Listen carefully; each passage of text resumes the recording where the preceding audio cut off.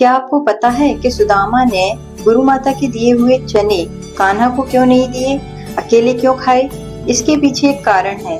संक्षिप्त कथा यह है कि चने की पोटली चोरों ने एक निर्धन भूखी ब्राह्मणी के घर से चुराई थी। हुआ ये कि चोरों को एक पोटली बंधी मिली। उन्हें लगा कि वह सिक्कों से भरी हुई है, लेकिन उसमें तो भिक्षा से मिले हुए चने थे।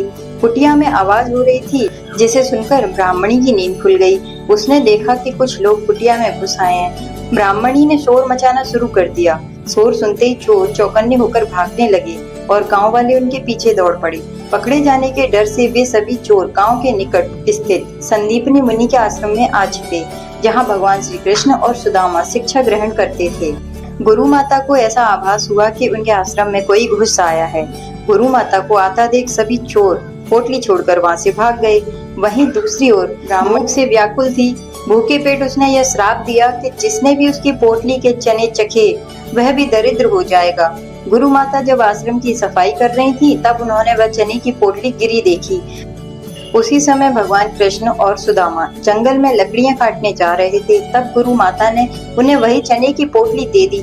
कहा कि जब भूख लगे तो वे दोनों ये खा लें। जैसे ही सुदामा ने वह पोटली अपने हाथ में ली, उन्हें समझ में आ गया कि इन चनों के साथ श्राप जुड़ा हुआ है। सुदामा ने सोचा कि अगर श्री कृष्ण ने ये चने ग्रहण कर लिए तो सारी सृष्टि ही गरीब और दरिद्र हो जाएगी। इस विचार के साथ उन्होंने ये सारे चने खुद ही खा लिए और श्री कृष्ण को उसमें से कुछ भी नहीं दिया। इस तरह दरिद्रता का श्राप सुदामा जी ने अपने सिर ले लिया। यह घटना श्री कृष्ण और सुदामा की घनिष्ठ मित्रता का प्रमाण है।